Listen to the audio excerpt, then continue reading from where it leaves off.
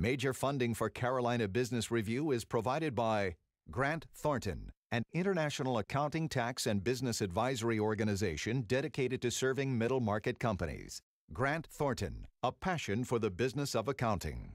Novant HEALTH, including Presbyterian in Charlotte and Forsyth in Winston-Salem, are affiliate heart hospitals of the Cleveland Clinic, consistently ranked #1 in the nation for heart care. Blue Cross and Blue Shield of South Carolina, proudly serving South Carolinians since 1946.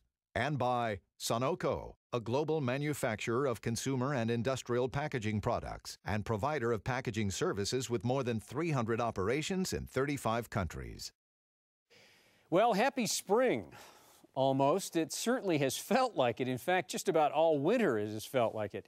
As we enter into corporate annual meeting season, the indications are relatively good about commercial activity and better than they were last year. But as election year politics overshadow the day-to-day business news, the question is, what legislative priorities might come out of this highly polarized political season? Welcome again to the most widely watched source for Carolina business and public policy. I'm Chris William, and on this edition, those who know some inside baseball. Ken Udy from Capstrat and Mac Bennett from the Midlands United Way. And later on, Chairman of the South Carolina Chamber, Jim Reynolds. Major funding also by the Duke Endowment, a private foundation in Charlotte enriching communities in the Carolinas through higher education, health care, rural churches, and children's services. And by Blue Cross and Blue Shield of North Carolina. Who's responsible for rising health care costs? Join Blue Cross and Blue Shield of North Carolina and many others in a candid discussion at letstalkcost.com. This edition of Carolina Business Review was recorded February 17, 2012. On this week's program, Ken Udy of Capstrat, Mac Bennett of the United Way of the Midlands, and special guest Jim Reynolds, Chairman of the South Carolina Chamber of Commerce. Now, Chris William. Hello, welcome again to our program. Ken Udy, welcome. Good to have you here. Thank you. Good to be here. Mac, welcome back. Nice to have you here as well. Yeah. Ken, let me start with you. You know a little something about politics. You've been around it for so long now. Never run for office, or have you? I never have, but I remember what Sam Irvin once said. I only want to run for the kingdom of heaven, and I'm running behind in the polls on that one. That's a good one. That is a good one. Here we are, and sorry, we're going to talk about North Carolina for just a second here, Mac, because North Carolina has been called a battleground state in 2012. Clearly, the Obama machine is spending and will spend a lot of money. The DNC is going to have their 4-year enclave in Charlotte, and the list goes on and on. It's an interesting gubernatorial race with Bev Perdue backing out. It's an interesting legislative landscape. So, Ken, I guess, give us a thumbnail sketch of what is going to happen in North Carolina this year with all of these forces converging on the Tar Heel state. Well, first of all, I think all of the commercial TV stations are going to be very happy this year because there's going to be a lot of television advertising that takes place on the airwaves between Asheville and Wilmington. Yeah. A lot of television advertising. This is the most interesting thing to me. If you think about 170 legislators in Raleigh, there are 41 open seats where there will be a new member of the legislature. There are 13 primary challenges, and which means that some incumbents will lose. And then in that sweep, the Republican sweep of 2010, there were 42 new members of the legislature. When you total all that up, there will be between 85 and 100 members of the 170 member House and Senate who will have served 2 terms or 2 years or less. So we will have most of the veterans leaving and a lot of inexperienced legislators coming back to Raleigh in 2013. We'll have a new governor. We'll have a new lieutenant governor. And so 13 will be an amazing year. So then I guess the question is what happens in 12? And what I would say is not much. The legislative session that begins in mid-May and will run probably into mid-July will be very much a status quo. It's supposed to be a time when the legislature adjusts the state budget. Revenue collections are up. That's good news. And we'll see what happens then, but I think that legislators will want to get in and get out so that they can get on with the campaign. You know, Mac, Ken makes a good point about the dramatic change in the legislative landscape in North Carolina, but you just came through the presidential politics of the South Carolina primary, and normally at times like that, it would seem like it's a great opportunity to get some things done in the State House, in the legislature. Have you found that there is an opportunity in 2012 in South Carolina, or you're 5 or 6 weeks into the session now? Are you going to get more out of the legislative body that you need? There are a couple of things going on. There's there's new money expected to be in the state budget, so the economic forecasts are up. So there's a lot of attention on that. You talking about business growth? Yeah. Yeah. And tax growth. Yeah. And we continue to be a state that's very partisan, and I think we continue to surprise a lot of people with the presidential, with Gingrich being getting the poll, and then 2 years ago with Nikki Haley kind of coming from nowhere and emerging as our new governor. So we continue to surprise. Ken, okay, so if it is going to be such a watershed year, what happens to priorities like education? Education has, in the last, not just in 2011, but in the years before, we haven't had as many cuts as we had in 2011. But we've not had any growth of funding in the state legislature. There is a big argument between Speaker Tillis and some of the progressive groups. Speaker Tillis said that the legislature did not cut a single classroom teacher. Some of the groups out on the left and the North Carolina Association of Educators says not true. There are 1,300 fewer teachers. So the speaker is saying, we'll see about that. We're going to call the superintendents back to Raleigh and grill them on whether they've cut classroom teachers. I expect that debate will continue hot and heavy as part of the budget deliberation in Raleigh in May and June. And so that will be a big issue. And you'll have a lot of legislators who will be singing their swan song. And so what does that mean? I mean, if you're unburdened by running for re-election, does that change the way you perform in Raleigh? Do you think they will be more liberal? Who knows? I mean, I just think it's going to be fun to watch. And to me, it's unprecedented. I've never seen this many open seats before in the 35 or so years that I've been following politics in North Carolina. So, to Ken's point, Mac, how do you use this as a pressure point to get something done, to get a priority like education, since we're on that topic? Well, I mean, how do you sell that, nail that home? How do you do that? Well, I think you got to get more people involved in the process, but our legislators have to take some responsibility too. We've got money. We've had a lot of cuts both at higher education and K through 12 level. We've got a new superintendent of education in South Carolina. He's been reticent to take federal funding for local programs. So I think we continue to have people put pressure on legislators to respond in a favorable way. But we see education as a way out for South Carolina, and we have not in the last few years done a very good job of supporting education to make a difference in the work that we need to do around job development and industrial recruitment. Yeah. We're going to keep the dialogue going around education and with our guest in just a second. Before we do that, next week on this program, if you've spent any time in the furniture business, then you know that High Point is ground zero. Next week is Tom Conley. He's the High Point Market Authority Chief Executive, and he will be here talking about all things around furniture market. And then in 2 weeks, a very interesting publication out of Charleston in the Lowcountry called Garden and Gun Magazine It's actually kind of cool. Rebecca Darwin, the publisher, will be here in just a couple weeks. In a list of top priorities in any community, you don't have to go too far down the list to find education. While it is clearly a tender issue with all parties involved, just look at any school board debate on any night. The divide between supporters seems to have gotten wider than it's ever been. Add into that mix other issues like workforce development, like infrastructure support, and all of that going on during a political year. And if nothing else, it is great material for cable channel chatter. But what is important to know, and what are cooler heads saying? Joining us now is South Carolina's Chamber Chair, Jim Reynolds. Well, Jim, you are kind of known as a cooler head, so what do you say?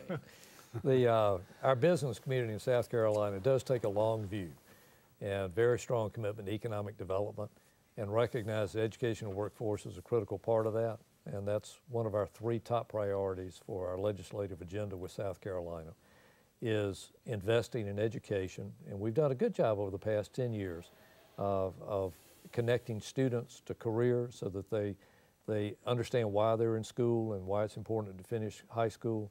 Over the past 3 years, our dropout rate has gone down 22% in South Carolina. And they're connected to careers and education beyond high school. The businesses are much more engaged in our high schools, where we're doing internships and job shadowing so students can see what it is to be working at Boeing or working at Michelin or working at BMW or working in the IT field or in the healthcare field. So a lot of engagement with the business community and the education community to help connect students to the education and the training they'll need to have great careers.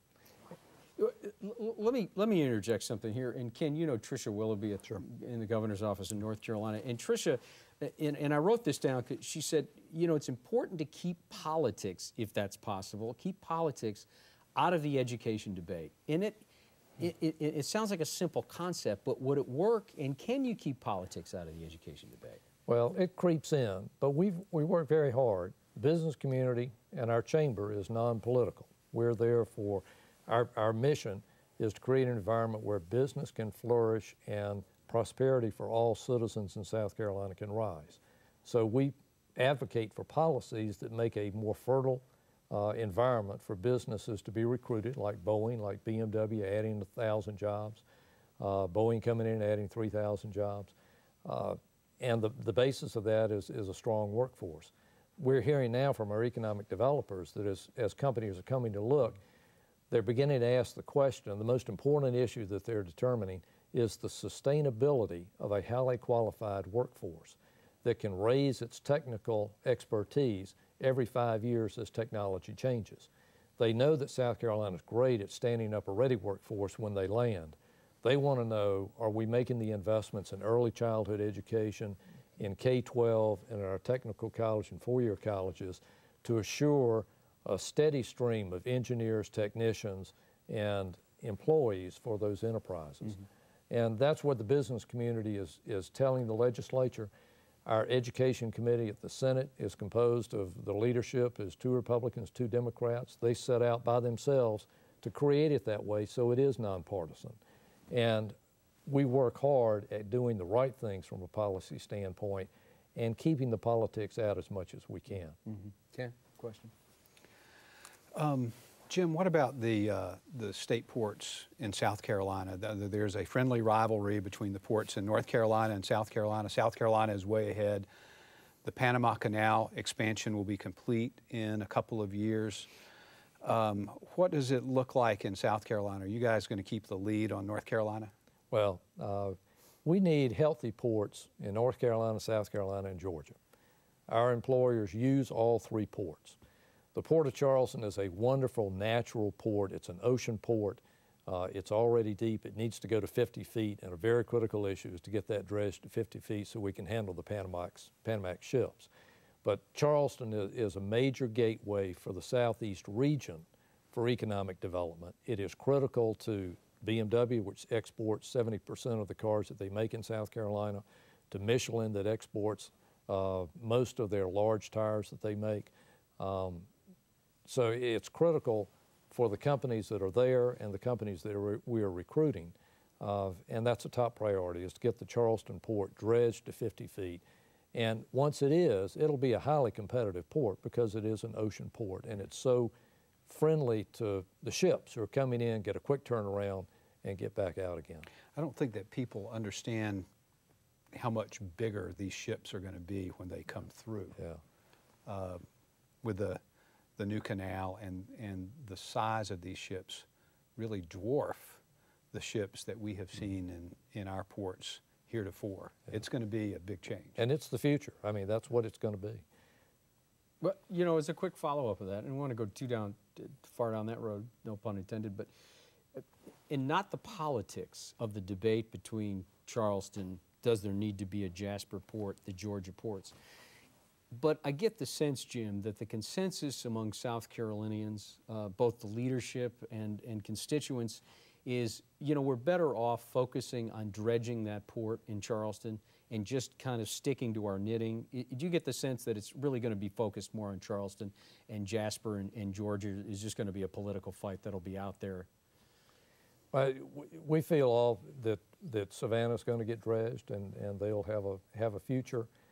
Charleston is the critical issue for us, and the message that we have to our legislative leadership and our government leaders is don't slow down anything regarding dredging the Charleston port. Once it gets dredged, it's got a natural advantage, and it will be great for our region. And everybody needs that Charleston port dredged. The Jasper port is probably farther down the road in terms of where the volume's going to come in. And the ports are planned in a 20 and 30-year time horizon. So Jasper will be there. It may be longer than Charleston and Savannah. Mac?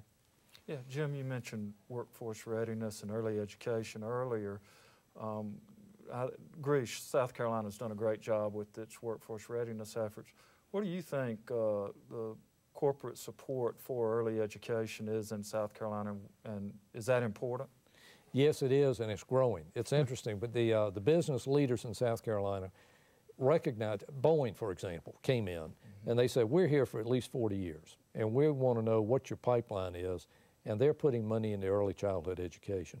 The business leaders in the state have been going to seminars and learning about brain development research that's happening at Harvard, that we now understand that it's critical what happens from prenatal to age 3 in terms of brain architecture, so that students have a healthy brain when they enter kindergarten and enter school, and that's very critical for them to have the reading and math skills that they need to be successful through school, to graduate, and then to pursue education beyond high school. So there's a shift now that we have dealt very well with the higher education, particularly technical colleges in South Carolina. We've got a great system there. We've dealt well with the middle school, high school scenario with the Education Economic Development Act that connects students to careers and graduating and on to higher ed. And we're now adding to that mix the early childhood reading. And companies are doing a lot of investments in Reading Mentor. Michelin, for example, which is headquartered in South Carolina. Every one of their plants adopts a Title I school near that plant, and their employees volunteer to go in and read for an hour a week with those students. And Michelin, being a great manufacturer, made sure that they had a baseline and they tracked the metrics of performance. And they found that there was about a 40% improvement in reading when they worked with those students. But the unexpected result is that they found that the discipline referrals went down by 50%. The discipline referrals? Discipline referrals. So the students who were being mentored by business people who came in. Is that a principal's office visit? Is that what you're saying? Yeah, what I used to do is have to go visit the principal. That's what they call discipline referral. Discipline referral now. But the kids are more engaged and they're better behaved, which makes a better learning environment in that classroom, and attendance has also gone up. So the benefits of having volunteers in the classroom working with children on early reading skills, the business community is understanding now that that's a very important issue, and is doing what they can with their employees from a volunteer standpoint to support that. Yeah. Okay. Oh, yeah, go ahead, Mac. Please follow. I was just, you know, one of our problems in South Carolina is we won't stick with things. Do you think there's a sentiment in the legislature to, and it's not all about money, but do you think there's a willingness to stick with early education and make sure that we're funding the early education years? I think there will be. With Education Economic Development Act, We worked hard to build a strong, worked for 2 or 3 years, Don Harriet did, leading that process when he was running Roche Pharmaceuticals, to build a consensus among the legislatures, the education leaders, and business leaders of a long-term commitment to that. And through the budget cuts, the legislature did not defund EEDA. They stuck with that over a 6-year period now, and we're seeing the results, 22% reduction in dropout rate.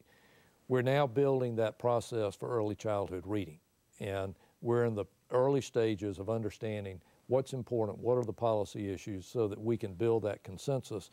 And the message from the chamber to the legislature is once we do that, we need to stick with it. Jim, are K-12 classrooms adequately funded in South Carolina? The funding has been cut when the recession hit in 2008, and there was a significant reduction in funding. With the economy getting better, the legislature is starting to refill that pipeline, and they have now increased in the coming budget the funding for K-12 classrooms. Our districts were very creative about how do we skinny down our budgets and how can we still get the outcomes with less dollars. They were creative and effective and have done that. Do not believe to this point that the students have paid a price because of those budget cuts. And kudos to our superintendents and education leaders for making that happen. Business community's clear message to the legislature that education and workforce is the critical issue for economic development and for job creation. And we need to understand what we need to have in the classroom, how we need to transform K-12 education. That's another issue that we have that we're starting to tackle from a policy standpoint, because the world has changed dramatically from what it was 20 years ago, and the way children learn and the technology they have access to, and the way that we now have the capability of changing a system that's 100 years old, our K-12 system, which was geared to everybody learns at the same pace, to making that individualized, personalized learning, which again retains those students and their interest in what they're learning, and they can learn at their own pace with technology, with support of teachers who are working with them. It's going to transform what the classroom looks like. And to answer that, it's a hard question to answer of how much do you need from a budget standpoint. Is there enough? We've got to work through those issues and find out. So what happens, clearly, Jim, you are delineated the BMW issue, the BMW model, Sunoco does it, Boeing's coming online to do it. But what happens to those counties like Marion, like Hampton, that, God bless them, that the demographics are working against them. They're rural schools, they don't have computers, they don't have any kind of high speed. How do you get to those kids? We do have, South Carolina's virtual high school program is ranked #2 in the nation. We got a great virtual school program. And in every county, through the public library system, through the school system, we have pipes big enough to get that information material into those students. So they do have access in their schools and in their libraries to get that information and take advantage of that. And we've got thousands and thousands of students who are now taking those courses. And it's great for a kid in Kingstree, for example, who may not have access to calculus or a great physics teacher who can, there are five students there who want that course, and now they can do that virtually. So it's changing the landscape of how we do K-12 education and increasing access, particularly for those students in the rural communities who traditionally have not had access to the breadth of curriculum or to the great teachers in those kind of courses where they can succeed. Yeah, we're out of time. That was a half an hour, and it would have only been better if you had a little bit more passion around education. No, I'm of course kidding, Jim. Thank you for sharing that. Good to be with you. Our best to Otis down there. He's always one of our favorites. So thank you, Matt. Good to see you, and thanks for coming up. Thank you, Chris. Nice to see you. Enjoyed being back. Yeah, absolutely. Ken, good to have you up here from the Triangle, down here, over here, somewhere. Good to be here. Yeah, please come back. Okay. And thank you for watching our program. Don't forget next week, High Point Market Authority. In 2 weeks, Rebecca Darwin from Gun and Garden Magazine. It's going to be great. Until then, I'm Chris William. Hope you have a good weekend. Good night. Major funding for Carolina Business Review was provided by the Duke Endowment, a private foundation in Charlotte enriching communities in the Carolinas through higher education, healthcare, rural churches, and children's services. Blue Cross and Blue Shield of North Carolina. Who's responsible for rising healthcare costs? Join Blue Cross and Blue Shield of North Carolina and many others in a candid discussion at letstalkcost.com. Grant Thornton, an international accounting, tax, and business advisory organization dedicated to serving middle market companies. Grant Thornton, a passion for the business of accounting. Novant HEALTH, including Presbyterian in Charlotte and Forsyth in Winston-Salem, are affiliate heart hospitals of the Cleveland Clinic, consistently ranked #1 in the nation for heart care. Blue Cross and Blue Shield of South Carolina, proudly serving South Carolinians since 1946. Sunoco, a global manufacturer of consumer and industrial packaging products and provider of packaging services with more than 300 operations in 35 countries. And by viewers like you. Thank you. Promotional consideration provided by Business North Carolina Magazine. For more information, visit carolinabusinessreview.com.